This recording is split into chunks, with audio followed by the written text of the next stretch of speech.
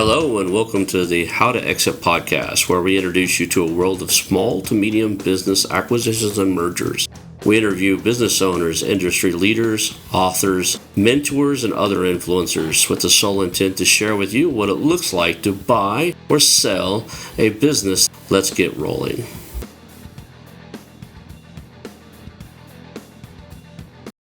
And now a moment for our sponsors. I want to highly recommend you get Acquisition Aficionado magazine. Every month, Acquisition Aficionado magazine brings you tactics for business buying and selling you won't find anywhere else. Learn firsthand from industry leaders who share their success stories, featuring in-depth interviews and stories from leading figures in the business acquisition industry. This multi-platform mobile magazine speaks to acquisition entrepreneurs wherever they are in the journey. And I want you to visit acquisitionaficionado.com today. Hello, and welcome to the How2Exit podcast. Today, I'm here with Alex Nghiem. He's an exit specialist and M&A advisor, and he specializes in the digital world, digital agencies, B2B consulting, software as a service. He spent a lot of time in that industry. Thank you for being on the show today, Alex. Hey, thanks. Great to be here, Ron. Cool. So I always joke around, and like this, the ongoing joke is you were born and now you ended up on a show about M&A. How did you end up here? Can you fill out the gap in between? Can you give us your origin story? Yeah, there's definitely a special DNA strand. I'm just kidding. None of us are born knowing this, right? So we kind of learn it along the way, some from mentors, some of it from, as I jokingly call it, the school of hard knocks. Um, so I'll keep this as relevant and as brief as possible. So I have a technical background. I went to school, got a degree in computer science. And then the reason I start there is it's actually going to come full circle 30 years later. I was a programmer for several years and was really burned out, right? And I used the money I saved up, did some consulting, saved that money, then started an IT consulting company, sold that company for mid seven figures, and then did more consulting. And then about 5, 7 years ago, I had more and more clients who wanted to get my help in exiting. So I would help them grow the business and then get it ready for exit. And we hand it off to somebody to actually market the business, connect it with buyers. And I noticed that part kept getting dropped. And I wondered, like, well, what's going on here? And my clients come back and say, well, it didn't work out. And I said, well, what happened? We did all the packaging, prepping the business. They said, well, because they're a party that we actually worked with after that. They couldn't understand the nuances of our business, or they didn't know how to talk to the buyers and things like that. So I said, wow, man, like it seems like that's when the money's made, right? Like when you exit, that's because there's where most of the money, you don't really realize it until it actually exits. And so then about 2 or 3 years ago, I started focusing more and more on the actual market of the business to buyers, right? So meaning connecting with different types of buyers, acquirers, family offices, private buyers, PE firms. Each one of those has different nuances, and we can get into a little bit later how they look at acquisition a little bit differently. So that's what we're focusing now. Now, this is where my tech background came full circle. At the time, I was burned out as a programmer, and I had been a chief technical officer, and I got so burned out, I don't want to do anything technical. I mean, I do not want to do it. Marketing is where it's at, right? And then it's now interesting how life kind of comes back, right? 30 some years later, I say, wait a minute, my background being a programmer and actually being a CTO, it's giving me a huge, huge advantage, which is why I focus on those verticals, right? Digital agencies, B2B consulting companies, and there are subtle differences between those two. SaaS companies. I've written 6 books. My second book, published, oh my gosh, way back in early 2000, was one of the very first books about SaaS as a business model, right? So I understand programming and tech at a much deeper level than, say, most folks in my field. And then in software companies as well. So when I talk to somebody, I assure them, say, I've been where you're at. I know what you're going through. I've ran my own companies. I've sold companies. I've bought companies. I've advised companies. So I've pretty much sat all corners of the table, for lack of a better word. And my tech background really helps a lot because when you work with digital centric businesses, they're very, very different. These are what I call predominantly high cash flow businesses, but light asset. Most people in this field, they know more what I call low cash flow and high asset, right? Most people that do what I do, they come from that world, the brick and mortar world, which is very, very valuable, but it's a very, very different set of financials and set of dynamics. That's kind of like the last 30 years. It's compressed in 2 minutes there. It's interesting. We both have similar backgrounds. I came from the tech world, was in the military, doing tech stuff for the military, for intelligence, and then got out, went to in the civilian world from defense contracting to the tech world, ran some of the Mhm. biggest websites on the planet.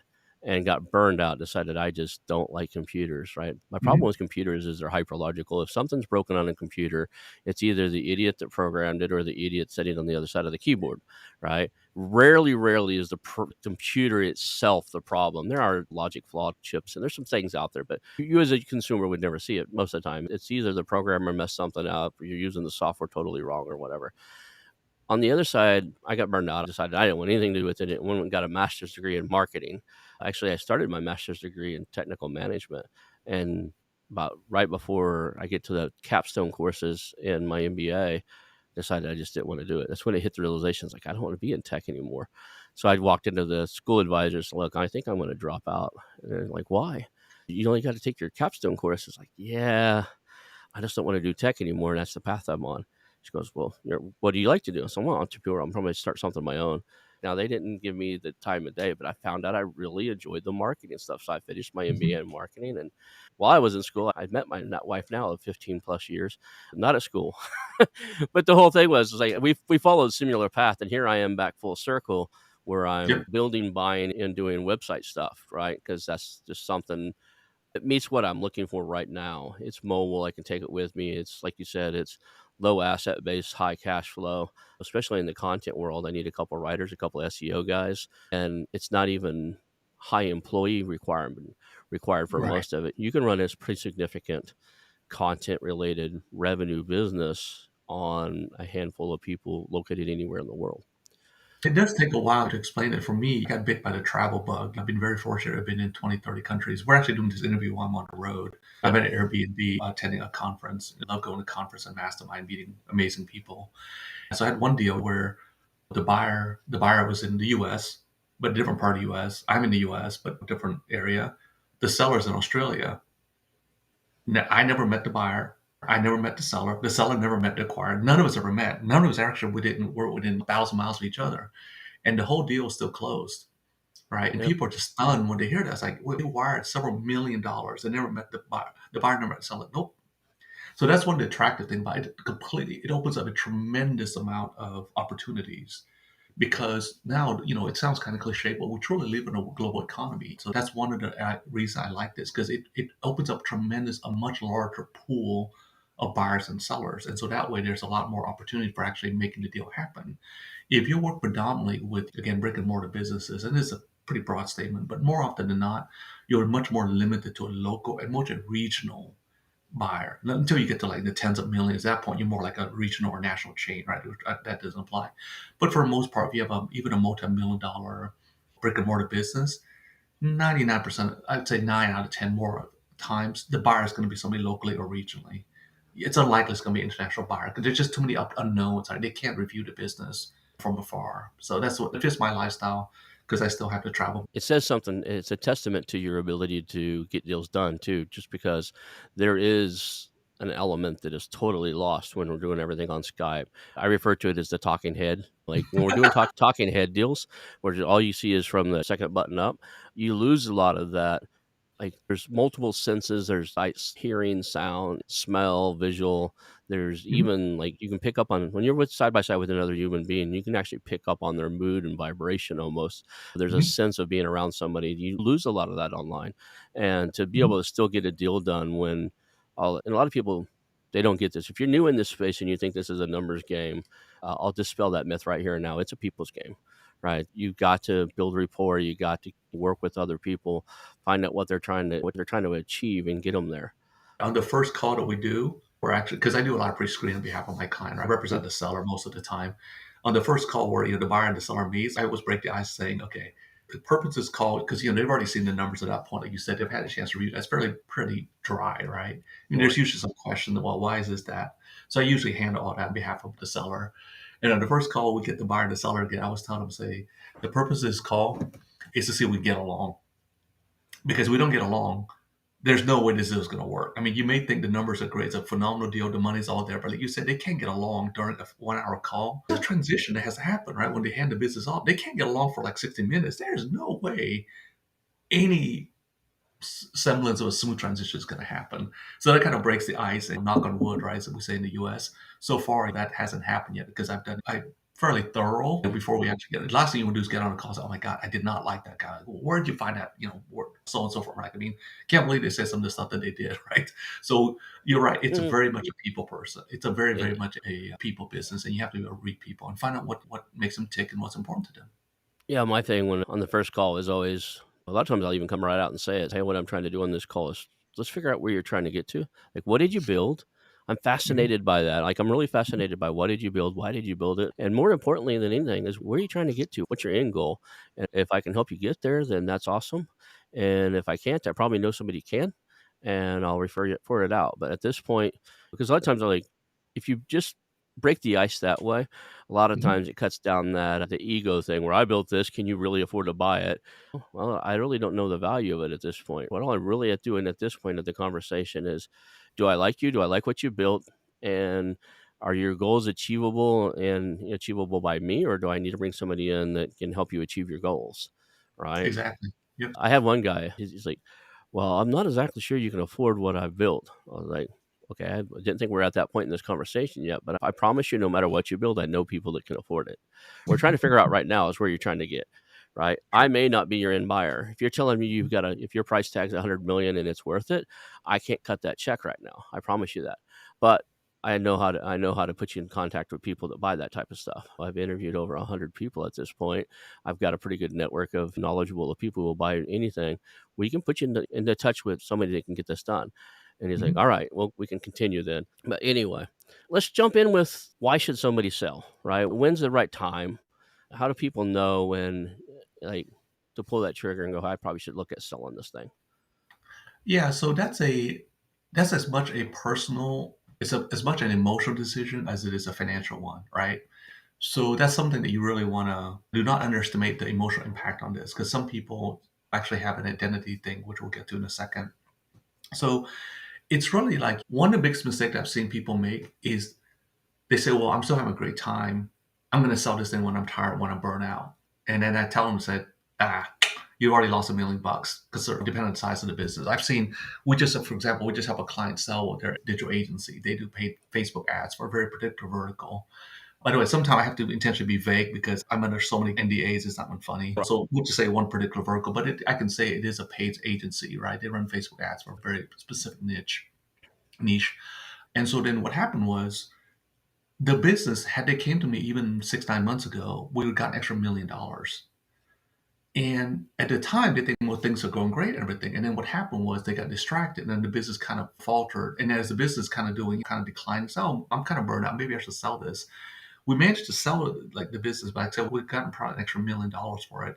So what I tell people is like sell it when it's got momentum because a buyer, there's two words I want the listener to consider. It's called about risk management, right? To a buyer, they have a certain risk range, parameters, call it whatever you want, right? When it goes outside that, they're a lot less likely to do a deal. Every acquired buyer's got a certain risk tolerance they want to deal with, right? VCs have very high risk tolerance because they're speculative. PE companies kind of middle of the road, private equity, a private buyer, probably a little bit less than that. So what does that mean? Well, if your business is declining, you're only going to be able to sell it to the most adventurous buyers, probably people that want to buy distressed businesses, and those rarely ever pay top dollars. So when you look at selling a business, you want to figure out, okay, if I'm running this, will I still be enjoying this a year from now, 2 years from now? If you get any sense you're not, you probably want to start thinking about exiting. The ideal window is 6 to 12 months from where you think it's going to peak for you. Not necessarily where the business is going to peak, right? The business should still have a lot of growth opportunities. But if you feel like in 6 to 12 months, I may not enjoy this as much, then you may probably want to do that. By the time you say, man, I'm really tired. I'm burnt out. That already happened 6 months ago. You're just now experiencing, right? It's kind of like it's been building up and you don't realize you've been slowly sabotaging it, meaning that you probably didn't press on the foot on the gas as much. I'm sorry, put the foot on the gas pedal as much and things like that. So the business, without realizing it, was already performing a little bit less than optimal. So I would say that some of that is a little bit introspection. And then some of that is also, of course, life events, right? I've had situations in this one case, the one I just told you about, where we could have got extra million. One of the two founders started another business that took off, and he found that he was a lot more excited about this new business. So therefore, he wasn't contributing as much to this business. There were two partners, right? So the two partners were still very amicable, but it was clearly that this other partner was very a significant contributor to the business was already spending way much more time over here. And so because of that, the business plateaued and actually started declining. We still found a buyer, but like I said, we ended up selling for a much lower amount than could have gotten just even 6 to 12 months earlier. I see that a little bit more than I would have originally expected to, meaning either one of the partners or even the founder himself, they started Mhm, a side gig or a sideline, sometimes even semi-related to their mhm, business, like they're a marketing agency and they were really seeing a missing as far as a piece of software they really could use, so they built that out, and then somebody mhm. else to ask to use it, and the next thing you know, they're selling that. I'm thinking of a one guy in particular, but his software company that he created for marketing agencies was making more money than his agency was, and now he's ready to sell the agency thing, right? I was like, okay, well, first of all, it's gonna be a little hard to sell because you wanted to keep all his employees and just sell the Right, I've seen agency. And that I was like, too. Mhm. because he slowly replaced his agency employees with software coders, and he's got a couple creative guys around, but the agency's struggling on the other side. I was like, well, you've already gutted it. He just didn't see that he'd already gutted it. Yeah, yeah. And I mean that these are probably like I would say, I just want to put a caveat on it. These are more I would call cash flow buyers, like private Mhm. equity, private investors. They typically buy cash flow. VCs is a totally different world. Unless you ask me specifically about it, I probably could refrain from talking because those folks tended to make more speculative investments. And then when I Right. tell people say, "Well, I want to sell my company to a VC fund," I'm like, "Well, business doesn't have enough growth opportunity for a VC, and they rarely look at financial performance. I mean, even now it's more conservative than it used to be, but for the most part, most of the buyers we're going to be talking about are family offices, private buyers, and PE companies. Yeah. So, and those Uh, tend to look at they tend to have a certain well-known parameters that they operate under. So, what are some of the we talked a little bit before the show. There's a lot of expensive mistakes you can make. You already talked about the declining performance, and the $1 million mistake is selling it when Mhm. you're tired. Are there other very expensive mistakes you can make in the exit process? So the first one I would say, well, the other one is not having very clean financials, right? Now, when you're running a business day to day, your financials are probably sufficient for you to make day to day decisions. But when you look at exiting, an acquirer is going to probably ask for certain metrics or reports that you're probably not used to compiling. And that's really eye opening, right? I just got a business under LI really very recently here. So this is very relevant. So these folks, they optimize the business more for their lifestyle, right? I don't mean just reducing the tax basis. We can get to that. That's recasting. That could be addressed. But they built the business. And again, this is another agency example. They built the business so that way they didn't want to have as many customers. So they only wanted like if the customer basically, and again, this is a business philosophy, right? There's a point to this. An agency, one of its key metrics is churn. Same thing with a SaaS, right? Meaning like how many people can you retain? This particular business just philosophically did not want to basically say if somebody's going to churn, downsell them. They said, well, look, they're going to go, just let them go. Well, even though they managed to extract a fair amount of money while the client is a client, the way it reflects itself is the duration is fairly short. For them, they would rather have more money in a shorter window than a longer amount of money over a slightly longer period. Well, some buyers kind of view that as high churn. You see, so even though they're highly profitable and it fitted their philosophy, to an acquirer, it looked like a red flag, right? So now we have to talk through that. So that if you're buying the company and you don't, and you're okay, because the rationale with the owner was like, well, if we have to hold on to them, we have to hire more customer service manager. And for them, they wanted a very thin staff. To the acquirer, they may be okay with having more customer service managers, right? So account management and whatnot. And so for them, it was we had to kind of get them to see eye to eye on that. They said, your approach will definitely work. If they're about to churn, then certainly offer them a lower price option, right? And so that's another thing right there is kind of then not understanding what a buyer values or what is considered high risk for them, right? So this is not necessarily a tangent, it's related to what we're talking about here. When I talked to a lot of the folks that I work with, I said, do you have an ideal client profile? They said, of course. Okay, do you have an ideal acquirer profile? It's like, what the hell is that? I said, well, think about this, right? That when you sell a company, that's the ultimate sale. It's the equivalent like 10, 20, maybe 50 times the size of your normal transaction. Does it stand to make sense that you at least have some idea of what that acquirer looks like? And there's, by the way, there's not one type of acquirer. There's like, for an agency and software SaaS company, it's usually 3 to 5 profiles. So I said, there's different types of profiles here. So we need to know, or at least have a sense of what they are. When I sold my company, I had a reasonably good idea. At the time, it was by accident. I managed to reverse engineer some of it. And in hindsight, I actually figured out something that years later, I figured out how to actually systematize it. But the point is like, if you don't understand who they acquire and what they value or what they consider risky, it's a lot harder to go into the conversation. This is one of the reasons why, rather than being self-serving, I tell people that it helps to work with somebody who's been there before. Because if you only have one type of ideal buyer, right, you've limited yourself now to potentially 4 or 5 other types of buyers. And if you don't know what these other type of buyers value or what they consider risky, you don't know how to talk to them, right? So in this case, we basically have this real high margin, everything. They're like, well, yeah, but your churn is high.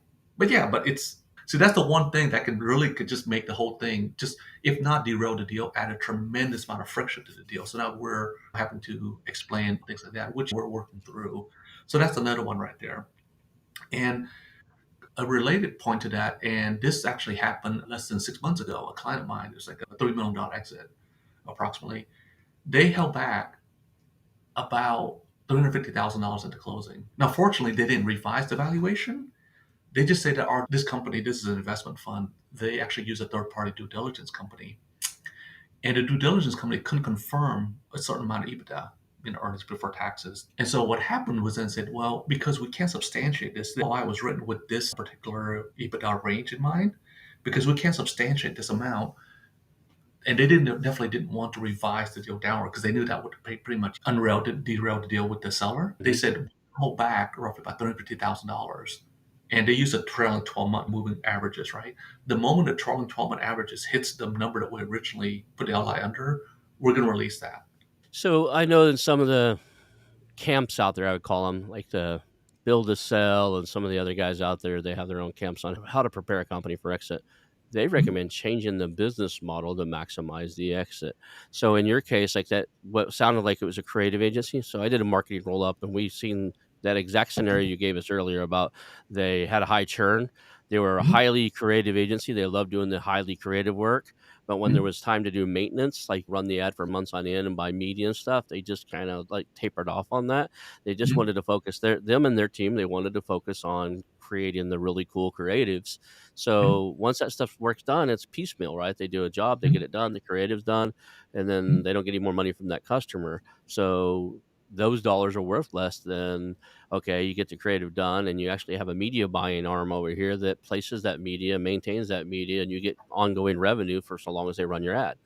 Do you Mhm. recommend the business model changes for some of these guys in the event that, like, look, if you're planning on exit, I know you do X, Y, and Z, but we probably should add in A, B, and C too, just because it's going to really drive the exit value of the company. It depends, right? I'm 55. I suspect you're probably within that age range, Ron. I work with folks are a lot of times they're late 20s and maybe up to their 30s. So I'm not working with the classic baby boomer that are like they've been there for 25, 30 years, because I tell people digital agencies and SaaS, they're not that old. I mean, just as an industry, for crying out loud, right? So a lot of the folks I work with are in their 30s, which is more often than not. So for them, a transition like that can take a while. And so a 6 to 12 month window for some of these folks is an eternity. So you have to kind of balance it, right? Because we get into this thing, well, we have to kind of do all of this. While it's very doable, if their time frame is such that they're thinking in terms of months, or in Mhm. some case weeks, even more often than months or quarters, to do that sometimes not overnight. And so they rather sell it knowing that it's possible. Because for many of them, I jokingly call it like it's like a, I don't know what you call it, like we're at a midlife crisis. I think this is kind of like a, I don't know, I don't want to say anything. There's just a term I'm trying to think of here. It's almost like a, what is it, a 30-year crisis? I don't know what it is. A lot of these folks, like the 3 to 5 year, it's considered kind of like I know what it is. It's a 5 year itch. Roughly Okay. 30, I use a 3 year itch. Roughly folks at this age get restless. They say, well, I'm on to bigger things, right? And so I have to balance that by saying, man, if I ask them to do this for a year, what are the odds that they can actually like, do this long enough to even implement these changes? Now, if I feel like they're willing to do that, then yes, I do recommend that. In many cases, I recommend them actually inject what I call, there's different scales, right? Like at the bottom, I recommend them injecting more E. What I mean by that, like really focus and doubling down on coming up with like a very highly proprietary process. That was a big reason I got acquired. Okay, so this is now, so as I mentioned at the beginning of the call, I differentiate between digital agencies and B2B consulting companies. Here's what I mean. If you look at this as a gradient, on one left side, I would call them digital agencies. On the far right hand side, I would call them SaaS, software or tech companies. I would argue that a B2B consulting company is kind of like a hybrid. And here's why. I'm in conversation right now with one company that is, if you were to use it as pure EBITDA number, it makes no absolute sense. I think it's like a 60x EBITDA. I mean, just complete, I mean, Mm. makes no damn sense, right? However, they have a highly proprietary process that basically can do, and they're trying to keep this broad, a proprietary way of doing massive cost savings. They did a pilot at a multi-billion dollar company. We're talking about like the nine-figure company, like $100 billion plus company. And they did a pilot. They showed that using the client's number, they could say that company over $3 billion. That company turned right around and said, we want to buy your processes for over 120 million. They turned it down. If you look at that thing purely as a headcount and everything, now again, we're talking about strategic buyer, right? But to me, that's less of an agency and more of a B2B consulting company. Like most Right. agencies do what I call operational work, right? They can help drive a company to growth. It's not the same as a B2B consulting company that's figured out some unique process that literally only they have. Most agencies rarely can say that. So then what I tell them is like, is there a way for you to figure out some small portion of your overall delivery? For example, I'm just making this up, right? Maybe LTV maximizer for the agency's client. You see, like you have some proprietary process to drive maybe double the value of a client's lifetime value, right? So then you could trademark that or something. So that's where if you look at B2B consulting company, they tend to focus a lot more on their processes. So that's what I tell them. That's kind of like the thing you can do relatively quickly, right? Sit down, document your process, communicate that, differentiate that, trademark it, all that. That can be done for several few $1,000s. So you got to use that, right? All your presentation. I've rarely seen any agency ever do that in their presentation, even agency doing mid 70, right? They never really talk about a process. So let me just rewind a little bit. Some of the things that they could do to increase the valuation would be to add IP and then trademark it and use it, right? Like actually defend it. Because if you trademark something, which I see a lot of people do, they put like a TM and hire a lawyer, but they never use it in communication, then it's not really trademark because you're just doing it just a checkbox, right? If you're going to create something, trademark it, you're going to have to use it in your communication because then people can actually say, hey, those guys own that particular process, right? So that's one. The other one I tell them is, and this is a little bit hard to pull off, is in the agency world, there's a player now could go high level. There are SaaS that exists that you could white label your stuff, which they spend millions of dollars building. So now the market has changed a lot. In the past, if you did own the code base, massive red flag, right? But now there are multiple companies. I spoke with one of the founders that go high level. There's like 5 companies right now that's valued over $1 billion, and they sit on Salesforce's Mm. stack, meaning you cannot run their stuff without having Salesforce below it. What does that mean? And what does that have to do with anything? Well, because if you now this works better if you're a niche agency, okay? If you're a niche agency, let's pick something a lot of people are probably familiar with, HVAC.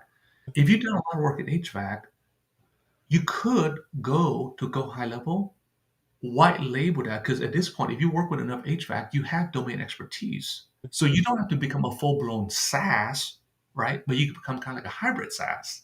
And SaaS companies, we all know, tend to have much higher valuation. Now, when they Right. come to look at this thing, they're like, wait a minute, what is this software in here? Well, what is this thing in here? Oh, that's our software. Well, tell me about that. Oh, well, it's a dashboard, right? Specifically for plumbing companies within this revenue range. And we help them basically monitor 5 key metrics, right? They're like, well, now you're really differentiating yourself. You're not going to get the full valuation of full SaaS, but now a buyer can't say, well, you're just kind of like a run-of-the-mill agency. No, no, no, no. We have this IP. It's still going to be packaged properly, mind you, but it's there. You see? So now you're probably going to have higher retention because it's a SaaS, but also because there's true IP that's defensible, you're going to have that as well.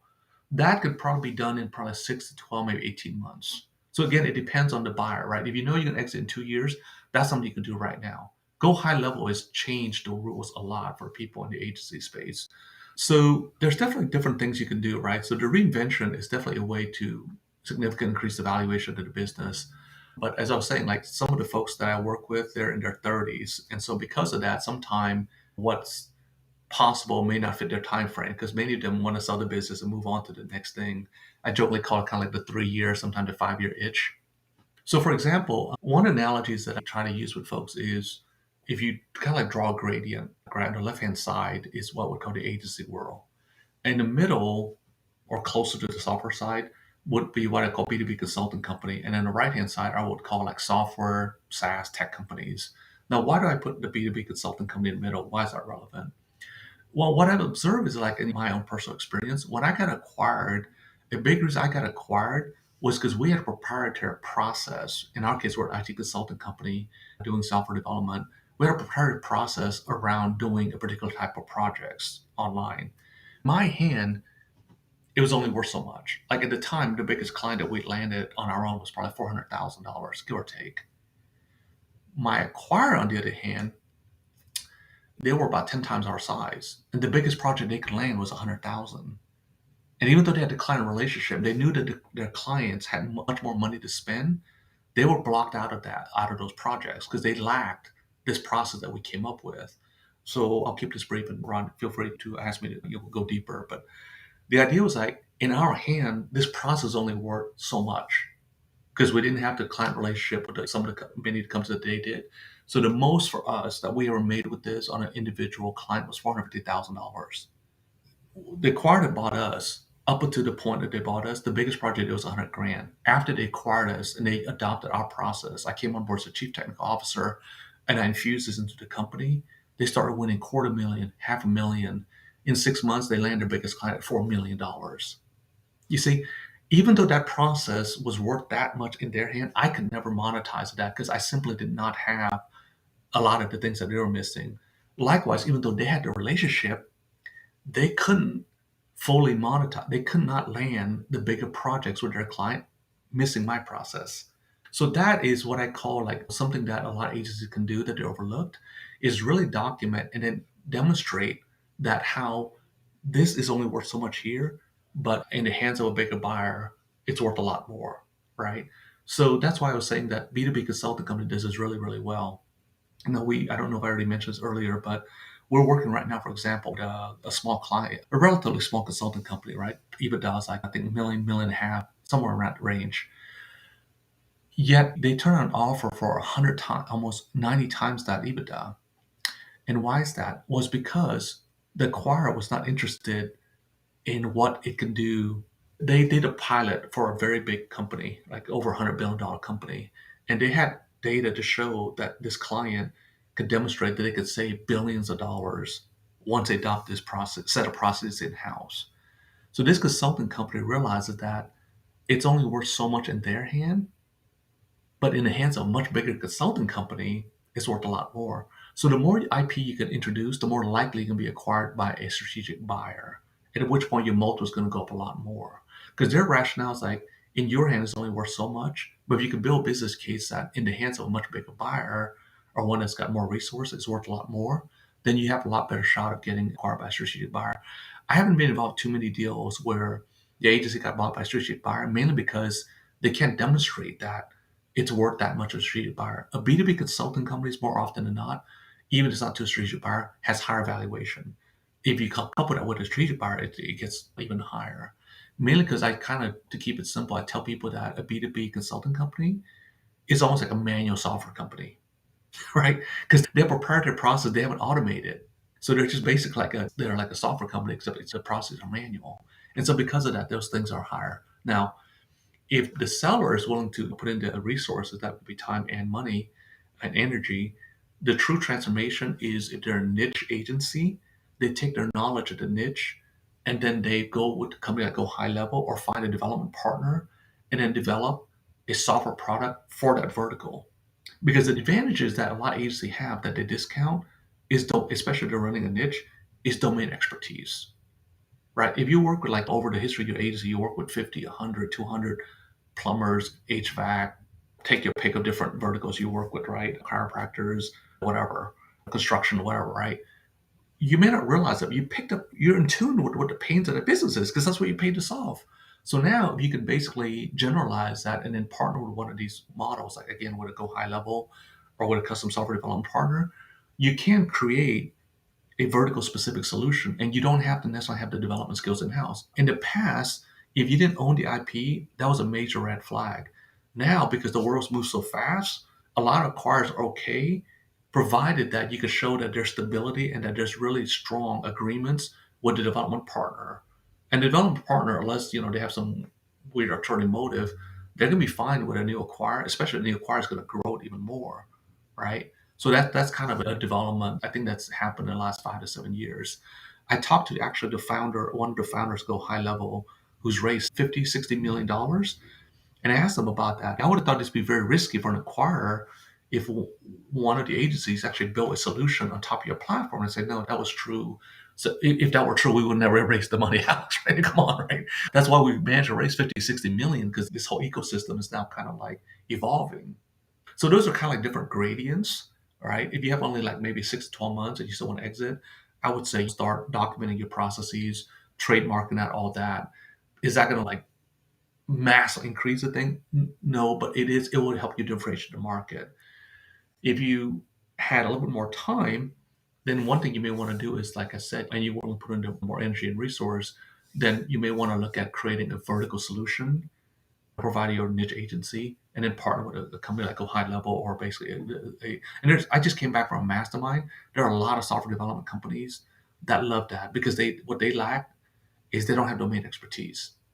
So those are kind of like I'd say like the both ends of the spectrum of that quote unquote reinvention or transformation. What's interesting is that it plays all the way down to the micro level. I run this podcast, and I buy media assets and media companies, like content companies, other stuff. A podcast company reached out, like the production company. They produce other people's podcasts. They reached out because they heard me say on one of my podcasts that I run this podcast with one full-time VA, one part-time VA, because I created an assembly line that, a Mhm. process that everything goes through. And I release 2 shows per week. And they're trying to sell their podcast agency, and they're like, it takes us 11 people to manage to produce that much content to do what you're doing. And you're saying you're doing this on 1.5 persons plus you. How many hours a week you putting on? Like, I get on the mic and get off the mic. I don't do anything else. Then the cool news is they don't know. We're meeting, I think, next week.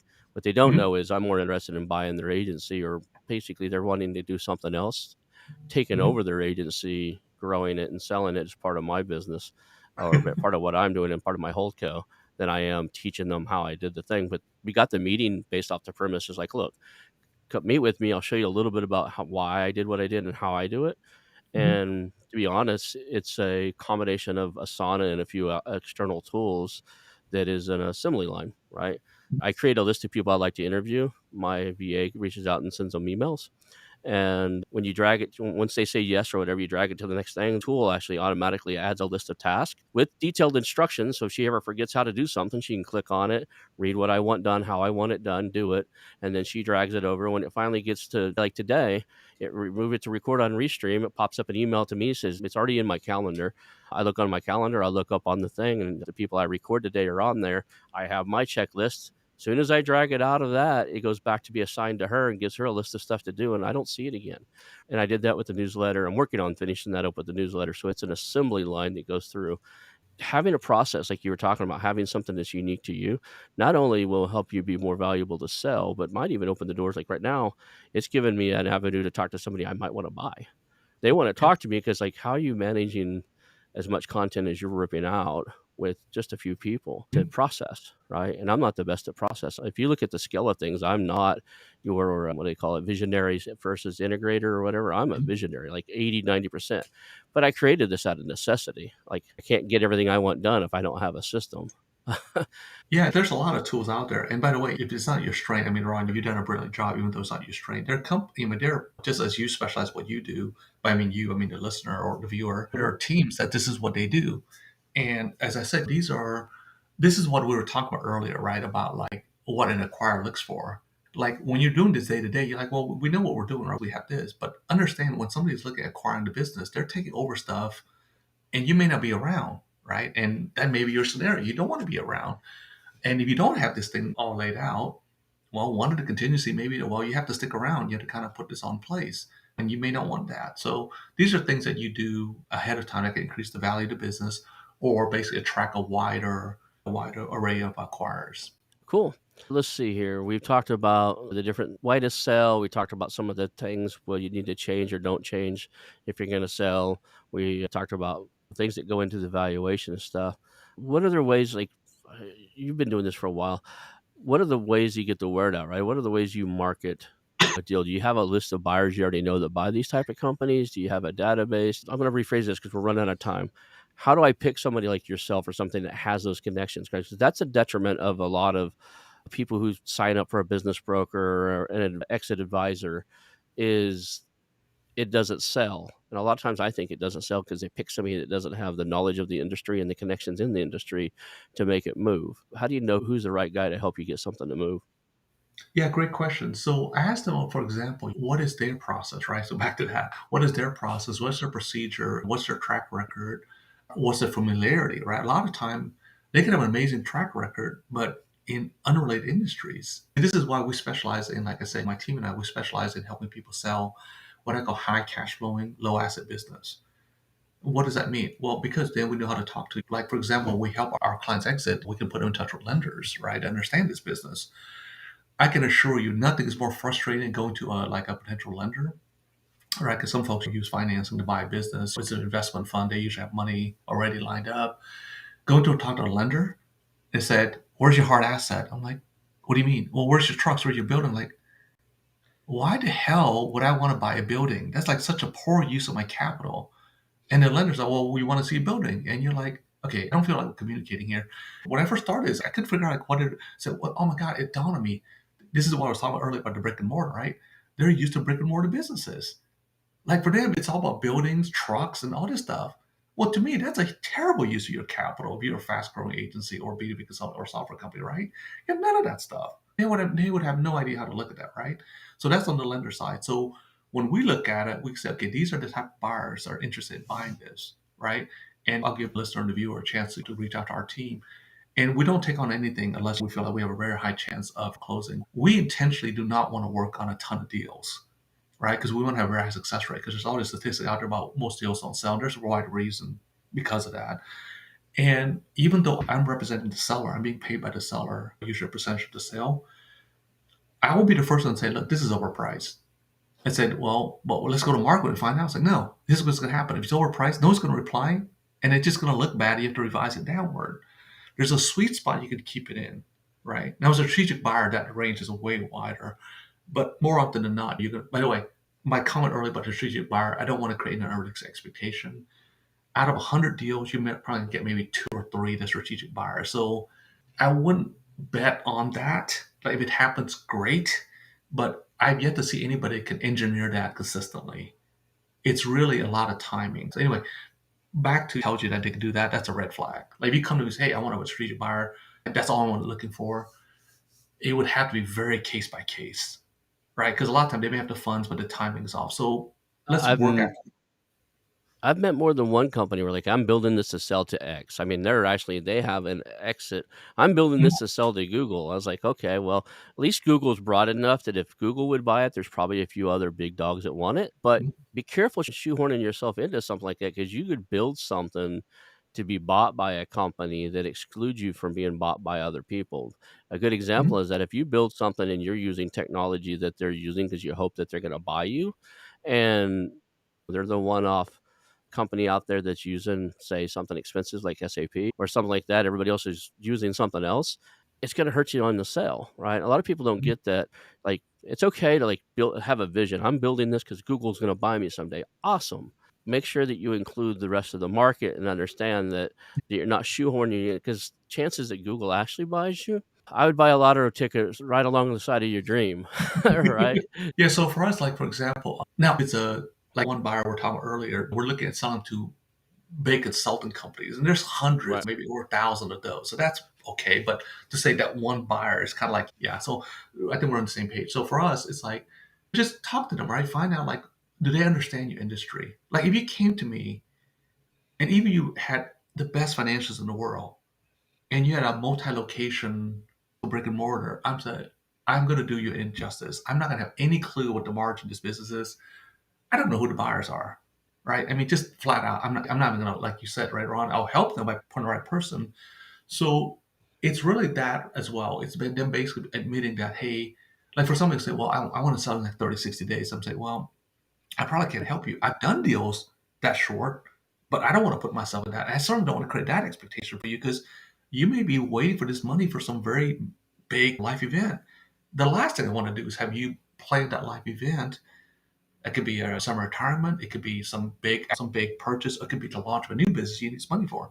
So our whole thing is like I'm understand how do they manage expectation, right? Again, I was saying earlier, we represent the seller, but I will put on the buyer's hat very quickly and said a buyer's not going to go for that. Like I more often than not ask them to have a lower price, whereas most people in my industry or most folks that do what I do try to bid the price up because they think, well, you're being paid a percentage of sale, then hey, let's get the highest price possible. Yes, within reason, because if it's too high, nobody wins. You're going to come across as a foolish acquirer if you don't have a sense like what they feel is within their acceptable risk range. Even setting up a meeting is going to be difficult. Or on the meeting, they're going to say like, okay, even if they take it, it's like, okay, so what's the deal? Why is this number? And the entire meeting is going to be defensive. Because remember, a lot of buyers, especially investment fund, they see heck a lot more deals than the traditional business owner. So there's certain procedures that's being done. Do they understand the process? How do they manage the process? How do they market the business? Do they just depend on like the reason I travel a fair amount and my team travel amount? Because some of the best buyers, acquirers, tend to be met as we talked about earlier, right? Like you do a lot on Zoom, but there's also a lot of time. There's something to be said for being face to face. And a lot of time, I may not meet the end buyer at a live event, but I somebody introduced me to that person, and that person has met that party at a live function. So there's at Yeah. least that connection, right? So those I would say are some of the things. But like I said, familiar in the industry cannot be underestimated. That's one reason I chose to just focus on those few industries that I'm in. You brought up a good point in there as far as setting expectations. I reached out to a publicly listed company because it's really intriguing to me. And when you publicly list your company for sale at a certain valuate like a price, they had a price tag on the website. They wanted $1.5 million for this company. I'm thinking because of the price tag, I know this industry. I know what the multiple should be. You can backwards engineer what they're supposed to be doing. So I get the broker on the phone and it's like, hey, before you even sign, he's going to send me an NDA. I said, just make sure I'm in the right ballpark. You've listed this thing for 1.5 and I laid out. So in this industry, that means he's probably doing XYZ. He's got this many customers. And they're like, well, no, like I said, well, how did you come up with that price? Well, that's what he really needs to retire. It's not too far off. He's got this proprietary, this and that. And I was like, okay, just understand that when I get into looking at this, when you set a number that high in this space, you're really setting some expectations of what I should see when I see your P&Ls and your Mhm. balance statements and stuff. I may not see them for a little while after build rapport, but you're causing a point of contention if you don't put anything else out there about this, right?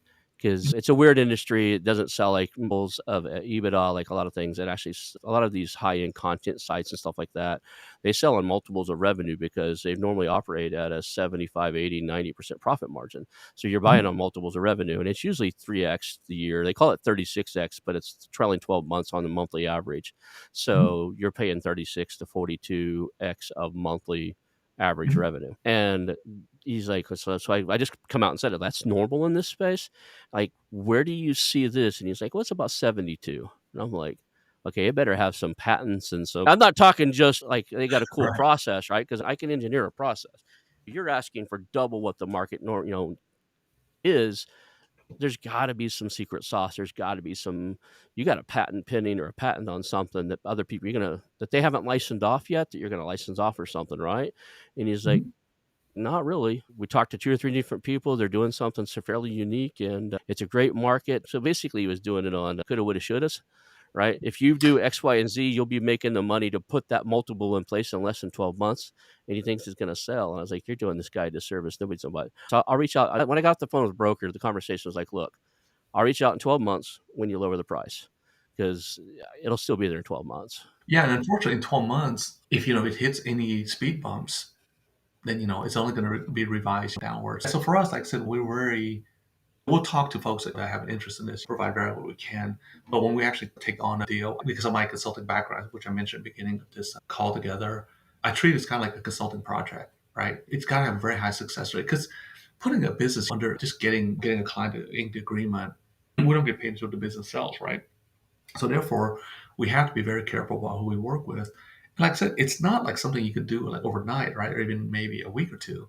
It's a fairly long, like I said, realistically, as I say in my books and some of the content I created, I plan on 4 to 6 months. Have we done it sooner? Of course. But the idea is like all along the way, you're working with the seller and, of course, multiple potential buyers.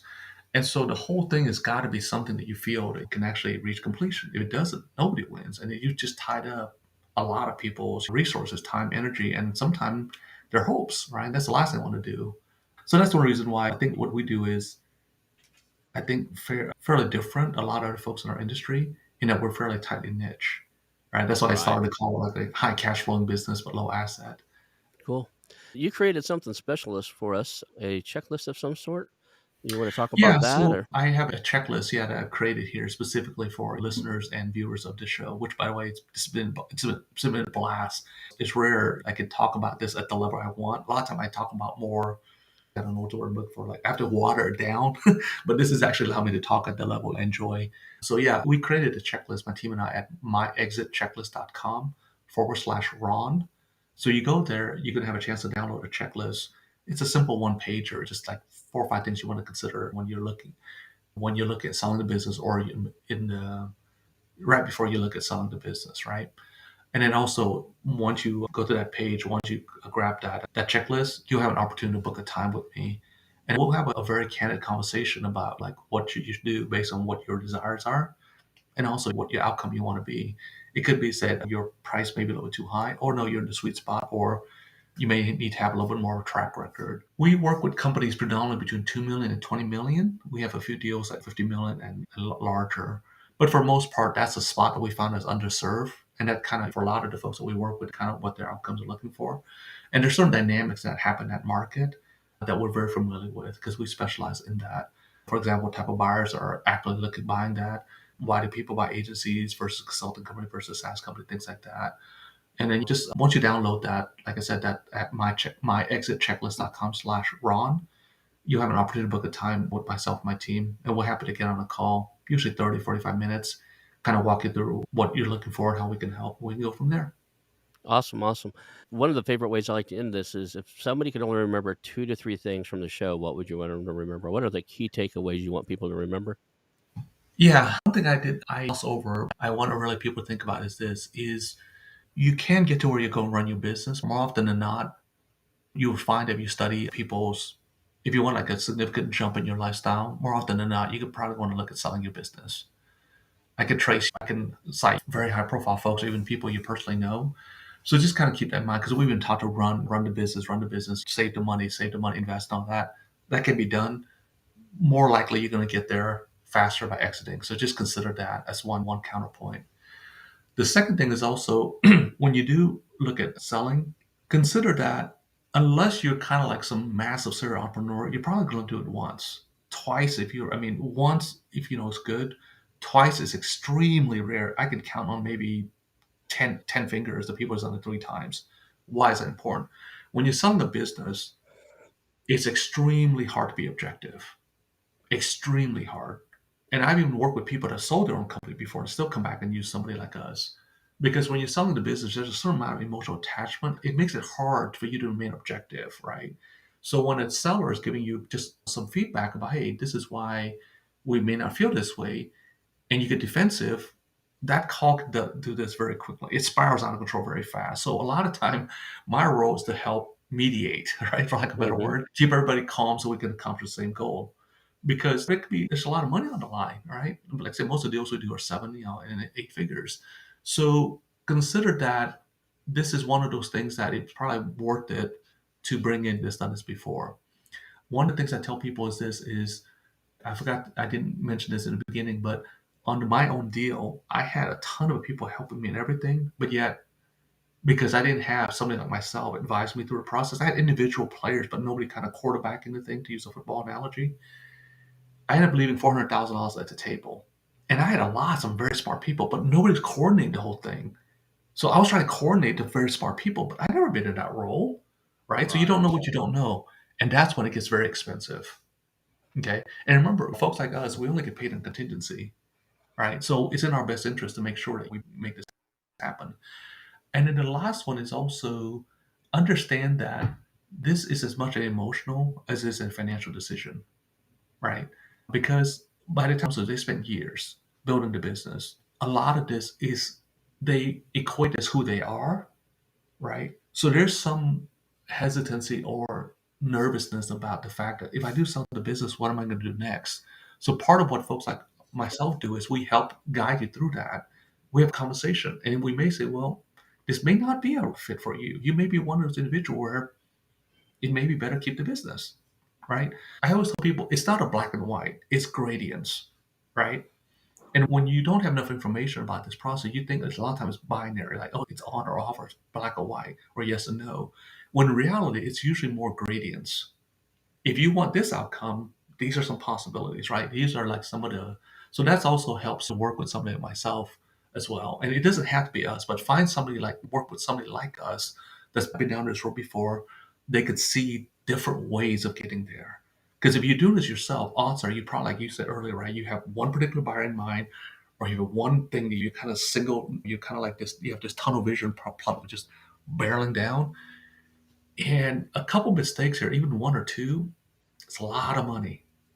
It's a lot of money. And you spent years doing this. Might as well do it right to reap all the benefits that you put into the business. Awesome. Awesome. Well, I want to thank you for being here today, Alex, and we can call that a show. Hey, it's your host, Ronald Skelton. I want to thank you personally for watching the show today and invite you to call our new hotline, 918 641 4150. That's 918 641 4150. Call us and tell us about our show, ask questions, suggest guests, or even tell me about a business you have for sale, and we'll reach back out to you.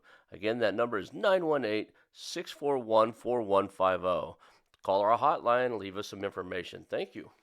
I want to announce our new channel partners, the ITX Marketplace.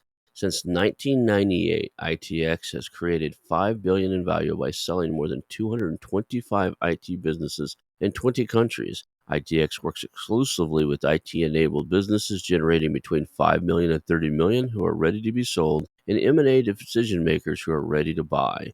For over 25 years, ITX has developed industry knowledge that helps determine whether a seller is a good fit for their buyers before making the match. ITX Mergers and Acquisition Marketplace we have partnered with has a proprietary database of 50,000 plus global buyers seeking IT service firms, managed service providers, Microsoft service providers, software as a service platforms, and channel partners with Microsoft, Oracle, ServiceNow, and the Salesforce space. If you have an IT enabled business you're ready to sell, I want you to visit the itexchangenet.com/marketplace. How to exit. That link will be in the show notes. Visit them now.